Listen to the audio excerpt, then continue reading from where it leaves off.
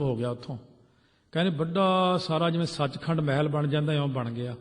कहते महल दे विचों दरवाजे चों माता साहिब कौर जी आए। कहते आके मैनू गलबक्कड़ी च लै, कहते पुत्तर रोंदा क्यों है? कहते जल गलबक्कड़ी च लिया ना मैनू, कहते मेरा तो शरीर पाटण वाला हो गया खुशी च, इन्नी बख्शिश हुई। कहते माता जी का चेहरा वड्डा सारा 6 फुट कद है माता जी का, 6 फुट 2 इंच कद 10वें पातशाह का। उस वक्त कहते माता जी कहते पुत्तर रोंदा क्यों आ? कहते बापू जी दर्शन नहीं दिंदे। माता जी कहते मैं हुणे बेनती करदी हाँ। जो अंदर कहते मुड़ के सज्जे नूं मुड़े, वड्डा सारा पलंग सी सोने दे पावियां वाला। उस वक्त जा करके महापुरुष कहते माता जी हाथ जोड़ के खड़े, 10वें पाहे चरण परे नूं, सीस इधर नूं।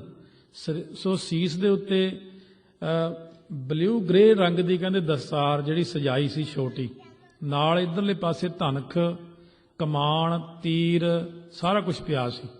उस वक्त कहते जी भाई जरनैल सिंह बेनती करते ने। 10वें पातशाह की आवाज़ सुनी, कहते मैनू कहते की कहते ने।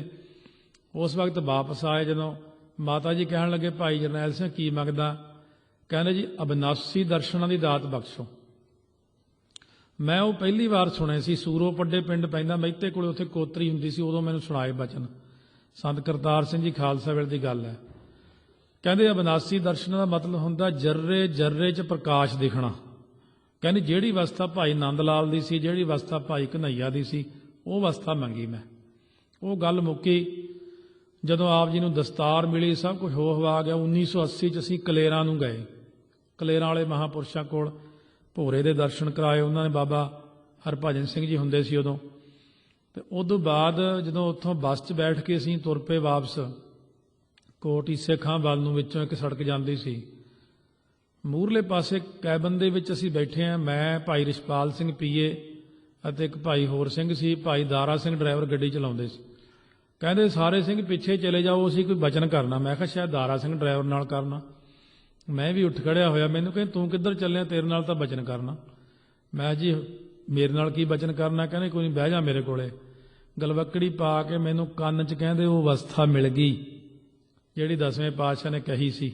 मैं कहा जी बहुत खुशी की गल है, बधाइयां होण तुहानूं। कहने हुण रात नूं जद मैं सौंदा ना, मैं शरीर छड्ड के सचखंड चला जांदा रात नूं, ते तुसीं मैनूं जगाउंदे नहीं, हिलाउंदे नहीं। कई बार मैनूं पे पे 10 वज जाते हैं, 12 वज जाते हैं, मैनूं माड़ा जिहा हिला दिया करो। मैं आख्या जी सानूं हुण की पता एड्डी वड्डी अवस्था, मैं तो सोचिया शायद भी संत रात 2 बजे बराजे आ, भी थके होए आ, होर आ। कहते नहीं, अवस्था ही इन्नी उच्ची चली गई है। कहते मैनूं हर थां दे उत्ते प्रकाश ही दिखदा बस वाहिगुरू दा। मैं कहा जिहड़ा आ हो रहा सारा कुछ, कहते ये डंडे वाले दा हुक्म है बापू दा, मैं अपनी मर्जी नहीं कर रहा कुछ, मैनूं जिहड़ी उन्होंने बचन कहे। सो इस करके सानूं हुक्म सी कीर्तन करन दा। सो अखीरले समय ते महापुरुषां ने सानूं एक वचन कीता, तुसीं संकल्प ना करियो मेरे नाल जाण दा। उस वक्त सानूं थल्ले ही छड्ड दिता।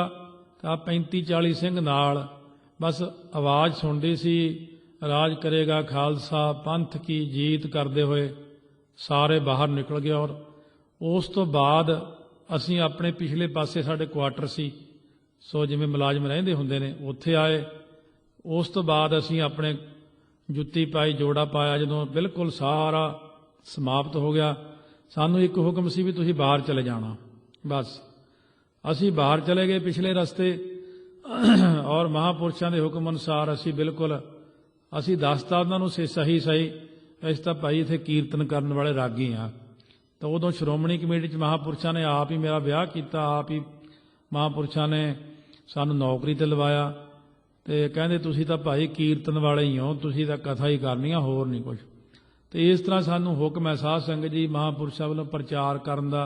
सो दास प्रचार ही करदा। इस तरह महापुरुषां दे जिहड़े बचन होए, उस तो बाद महापुरुषां दे नाल नाल कितने ही होर जिहड़े कौतक वरते उहदे बारे, क्योंकि एक हुंदा अखीं देखी कोई चीज़, अखां नाल कुछ भी नहीं देखिया। असीं तां सिर्फ विराग ही इन्ना सी साडे मन च कि पता नहीं की बनिया की बनिया। उस वक्त महापुरुषां ने बाबा ठाकर सोहना कोल जद मैं 1985 च आके मिलिया, महापुरुषां ने मेरा हौसला वधाया। ਕਹਿੰਦੇ ਠਾਕਰ ਸਿਆਂ ਸੋ ਮਨ ਦੇ ਅੰਦਰ ਵਿਰਾਗ ਨਹੀਂ ਕਰਨਾ ਭਾਈ। ਤੇ ਬ੍ਰਹਮ ਗਿਆਨੀ ਮਹਾਂਪੁਰਸ਼ਾਂ ਦਾ ਬਚਨ ਸੀ, ਕਹਿੰਦੇ ਮਹਾਂਪੁਰਖ ਜ਼ਰੂਰ ਕਿਰਪਾ ਕਰਨਗੇ, ਆਉਣਗੇ, ਤੂੰ ਮਨ ਦੇ ਅੰਦਰ ਵਿਰਾਗ ਨਾ ਕਰੀ। ਤੋ ਸਹੀ ਗੱਲ ਤਾਂ ਇਹ ਆ ਵੀ ਜਿਹੜਾ ਇਹ ਸਰੀਰ ਦੇ ਉੱਤੇ ਹੰਢੀਆਂ ਚੀਜ਼ਾਂ ਹੁੰਦੀਆਂ ਨਾ, ਜਿਹਦੇ ਅਸੀਂ ਤਾਂ ਵੈਸੇ ਹੀ ਚੁੱਪ ਰਹਿੰਦੇ ਹਾਂ ਵੀ ਉਹਨਾਂ ਨੂੰ ਯਾਦ ਕਰਕੇ ਹੀ ਸਾਡਾ ਇੰਨਾ ਮਨ ਭਰ ਜਾਂਦਾ ਵੀ ਤੁਹਾਡਾ ਆਪਣਾ ਹੀ ਭਰ ਜਾਂਦਾ ਵਿਰਾਗ ਕਰਕੇ। ਮੈਂ ਬਹੁਤਾ ਪੰਜਵੇਂ ਪਾਤਸ਼ਾਹ ਦਾ ਪ੍ਰਸੰਗ ਵੀ ਨਹੀਂ ਸੁਣਾ ਸਕਦਾ, ਸਾਹਿਬਜ਼ਾਦਿਆਂ ਦਾ ਜਾਂ ਸਿੰਘਾਂ ਦਾ ਉਹੀ ਮਨ ਦੇ ਅੰਦਰ ਵਿਰਾਗ ਜਿਹਾ ਆ ਜਾਂਦਾ ਵੀ ਕਿੰਨਾ ਚੰਗਾ ਸੀ, ਕਿੰਨੇ ਅਭਿਆਸ ਕਰਦੇ ਸੀ, ਕਿੰਨੇ ਸਿੰਘ ਸੀ ਬਾਣੀ ਪੜ੍ਹਨ ਵਾਲੇ, ਵੀ ਇਹ ਵਾਹਿਗੁਰੂ ਨੂੰ ਜੋ ਮਨਜ਼ੂਰ ਸੀ, ਸੱਚੇ ਪਾਤਸ਼ਾਹ ਦਾ ਹੁਕਮ ਹੀ ਸੀ। ਮਹਾਂਪੁਰਸ਼ਾਂ ਦੀ ਸ਼ਕਤੀ ਬਾਰੇ ਮੈਂ ਵਰਣਨ ਕਰਦਿਆਂ, ਜੇ ਉਹ ਚਾਹੁੰਦੇ ਤਾਂ ਸਾਰਾ ਕੁਝ ਹੀ ਕਰ ਸਕਦੇ ਸੀ। ਮੈਂ ਬੇਨਤੀ ਕੀਤੀ, ਮੈਂ ਜੀ ਹੁਣ ਤੁਹਾਡੇ 'ਚ ਇੰਨਾ ਕੁਛ ਹੈ, ਕੁਛ ਕਰ ਦਿਓ। ਕਹਿੰਦੇ ਹੁਕਮ ਹੀ ਨਹੀਂ।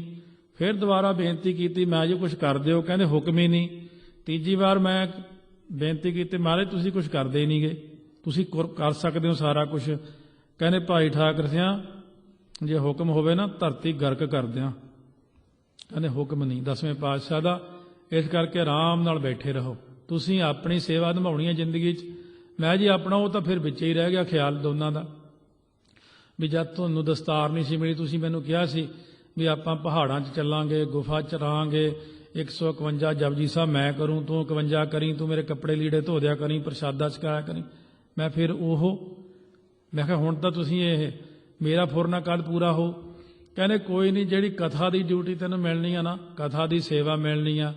ਕਹਿੰਦੇ ਬਸ ਇਹ ਸਮਝ ਨਾਮਦਾਨ ਹੀ ਆ, ਕਥਾ ਦੀ ਸੇਵਾ ਤੈਨੂੰ ਮਿਲਣੀ ਆ, ਇਹ ਨਾਮਦਾਨ ਹੀ ਆ ਇੰਨਾ। ਕਹਿੰਦੇ ਬਾਕੀ ਤੂੰ ਮਹਾਰਾਜ ਦੀ ਕਿਰਪਾ ਰਹੂ, ਜਦ ਤੂੰ ਕਥਾ ਦੀ ਸੇਵਾ ਮੁਕਾ ਲੇਗਾ ਨਾ, ਫਿਰ ਮੈਨੂੰ ਕਹਿੰਦੇ ਚੱਲ ਤੇਰੀ ਹਰਿਮੰਦਰ ਸਾਹਿਬ ਅਰਦਾਸ ਕਰ ਦਿੰਦਾ ਮੈਂ। ਪਹਿਲਾਂ ਦੀ ਗੱਲ ਹੈ, ਹਰਿਮੰਦਰ ਸਾਹਿਬ ਅਰਦਾਸ ਕਰਕੇ ਜਦੋਂ ਉੱਠ ਕੇ ਖੜੇ ਹੋਏ, ਰਾਗੀ ਸਿੰਘਾਂ ਨੇ ਪੜ੍ਹਿਆ, ਪਹਿਲੋਂ ਬਾਬੇ ਪਾਇਆ ਬਖਸ਼ਦਰ, ਪਿੱਛੋਂ ਦੇ ਤਾਂ ਘਾਲ ਕਮਾਈ।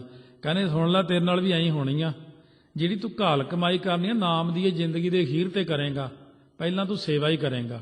ਸੋ ਮੇਰਾ ਸੰਕਲਪ 1.25 ਲੱਖ ਜਪਜੀ ਸਾਹਿਬ ਕਰਨ ਦਾ, ਜਾਂ 36 ਲੱਖ ਮੂਲ ਮੰਤਰ ਕਰਨ ਦਾ, ਜਾਂ 101 ਸਹਿਜ ਪਾਠ ਕਰਨ ਦਾ। ਵਾਹਿਗੁਰੂ ਕਿਰਪਾ ਕਰੇ ਮੇਰੇ ਤਿੰਨੇ ਸੰਕਲਪ ਪੂਰੇ ਹੋ ਜਾਣ, ਨਹੀਂ ਤਾਂ ਇੱਕ ਤਾਂ ਜ਼ਰੂਰ ਮਹਾਰਾਜ ਕਿਰਪਾ ਕਰੇ। ਬਾਕੀ ਇਹੀ ਮੇਰੀ ਬੇਨਤੀ ਆ ਸਾਰੇ ਸਿੰਘਾਂ ਨੂੰ ਕਿ ਜਿਹੜੀ ਵੱਡੀ ਚੀਜ਼ ਹੁੰਦੀ ਆ ਉਹ ਹੁੰਦੀ ਆ ਆਪਣਾ ਜੀਵਨ ਰਹਿਤ ਬਹਿਤ ਮਹਾਂਪੁਰਖਾਂ ਨੇ ਦੱਸੇ ਹੋਏ ਪੂਰਨਿਆਂ ਤੇ ਚੱਲ ਕੇ ਆਪਣੇ ਜੀਵਨ ਨੂੰ ਉੱਚਾ ਤੇ ਸੁੱਚਾ ਬਣਾਉਣਾ, ਇਹੀ ਵੱਡੀ ਚੀਜ਼ ਹੁੰਦੀ ਆ। ਮੈਂ ਸਾਰੇ ਸਿੰਘਾਂ ਨੂੰ ਇਹੀ ਬੇਨਤੀ ਕਰੂੰਗਾ ਕਿ ਮਹਾਂਪੁਰਸ਼ ਹੁਣ ਵੀ ਜੇ ਕਦੇ ਸੁਪਨੇ 'ਚ ਵੀ ਮਿਲ ਪੈਣਗੇ ਤੇ ਕਹਿਣਗੇ ਉਹ ਤੂੰ ਜਪਜੀ ਸਾਹਿਬ ਦੇ ਪਾਠ ਛੱਡਤੇ, ਹੁਣ 25 ਤਾਂ ਕਰ ਲਿਆ ਕਰ। ਮੈਂ ਜੀ ਹੁਣ ਜਦੋਂ 4-5 ਕਥਾ ਕਰਨੀਆਂ ਪੈਂਦੀਆਂ ਸਿਰ ਥੱਕ ਜਾਂਦਾ ਮੇਰਾ ਤਾਂ। ਸੰਤ ਕਰਤਾਰ ਸੋਹਣੀ ਕਹਿੰਦੇ ਇੱਕ ਦਿਨ, ਕਹਿੰਦੇ ਚੱਲ ਠਾਕਰ ਸਿਆਂ 5 ਪਾਠ ਜਪਜੀ ਸਾਹਿਬ ਦੇ ਰੋਜ਼ ਕਰ ਲਿਆ ਕਰ, ਇੰਨੇ ਬੜਿਆ ਨਾਲ 4-5 ਕਥਾ ਕਰ ਦਿਆ ਕਰ। ਇਹ ਜ਼ਰੂਰ ਆ ਬਈ ਸੁਪਨੇ 'ਚ ਆ ਕੇ ਹੌਸਲਾ ਵਧਾ ਜਾਂਦੇ ਇੱਕ ਵਾਰੀ। ਕਹਿੰਦੇ ਮੈਂ ਕਿਹਾ ਜੀ ਮੈਂ ਤਾਂ ਹੁਣ ਕੋਈ ਭਜਨ ਨਹੀਂ, ਸਿਮਰਨ ਨਹੀਂ, ਇਸ ਤਾਂ ਕਥਾ ਹੀ ਕਰੀ ਜਾਂਦੇ ਆ। ਤੇ ਮੈਨੂੰ ਬਾਬਾ ਕਰਤਾਰ ਸਿੰਘ ਜੀ ਖਾਲਸਾ ਛਾਤੀ ਤੇ ਹੱਥ ਮਾਰ ਕੇ ਕਹਿੰਦੇ ਅੱਗੇ ਮੈਂ ਜ਼ਿੰਮੇਵਾਰ ਹਾਂ, ਅੱਗੇ ਦੀ ਚਿੰਤਾ ਨਾ ਕਰੀ ਤੂੰ। ਇਸ ਕਰਕੇ ਅਸੀਂ ਨਹੀਂ ਸਮਝਦੇ, ਮੇਰੇ ਤੋਂ ਦੂਰ ਨੇ। ਜਦ ਮੈਂ ਕਥਾ ਕਰਦਾ ਮੇਰੇ ਸਿਰ ਤੇ ਹੀ ਖੜ ਜਾਂਦੇ ਆ ਕੇ, ਆਹ ਕਹਿੰਦੇ ਕੋਈ ਡੋਲ ਨਾ ਜਾਈ, ਕਥਾ ਕਰ, ਤੈਨੂੰ ਮਹਾਰਾਜ ਆਪੇ ਬਖਸ਼ਿਸ਼ ਕਰਨਗੇ। ਇਸ ਕਰਕੇ ਮੈਂ ਤਾਂ ਜੋ ਮੈਨੂੰ ਆਉਂਦਾ ਮੈਂ ਦੱਸਦਾ, ਸਿੱਧਾ ਸਾਦਾ ਹਿਸਾਬ ਮੇਰਾ, ਨਾ ਤੇ ਮੈਨੂੰ ਕੁਝ ਆਉਂਦਾ ਹੀ ਛੱਜੂ ਝੌਰ ਵਾਂਗੂ, ਤੇ ਬਸ ਮੈਂ ਇੱਕੋ ਹੀ ਸਮਝਦਾ ਜਿਹੜਾ ਮੈਨੂੰ ਪ੍ਰਸ਼ਾਦਾ ਛਕਾਇਆ ਸੀ ਨਾ, ਉਹਦੇ 'ਚ ਹੀ ਸਾਰਾ ਕੁਝ ਦੇ ਗਏ ਮੈਨੂੰ। ਮਹਾਂਪੁਰਖਾਂ ਨੇ ਕਿਰਪਾ ਕੀਤੀ ਆ, ਪੰਜਵੇਂ ਪਾਤਸ਼ਾਹ ਨੂੰ ਯਾਦ ਕੀਤਾ, ਮਹਾਂਪੁਰਖਾਂ ਨੂੰ ਯਾਦ ਕੀਤਾ, ਔਰ ਬਾਬਾ ਠਾਕੁਰ ਸਿੰਘ ਜੀ ਬ੍ਰਹਮ ਗਿਆਨੀ ਮਹਾਂਪੁਰਸ਼। ਸੋ ਅਵਸਥਾ ਦੀ ਗੱਲ ਹੁੰਦੀ ਆ, ਦੁਨੀਆ ਨਹੀਂ ਸਮਝ ਸਕਦੀ।